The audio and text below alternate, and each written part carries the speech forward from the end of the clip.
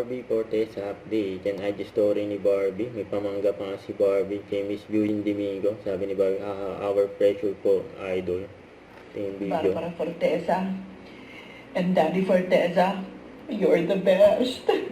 Thank you so much. Yan, generous ni Barbie. Sabi niya, mangga.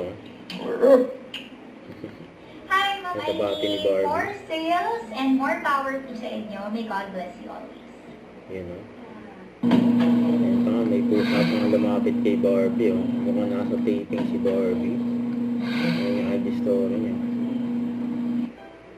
Ito ba yung picture na binura ni Barbie dyan sa bahay niya. Ayan, may baon siyang kape. Nadala niya siyempre yung bag niya. Just IG story ni Barbie. Nagpunta siya ng Post Nails.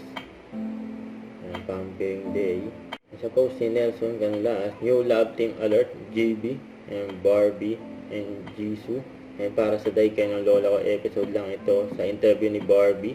And malapit na raw daw magbalik ang team up nila ni David Licago. So ito pa yung mga event ni Barbie. And during PW Women, Blackwater.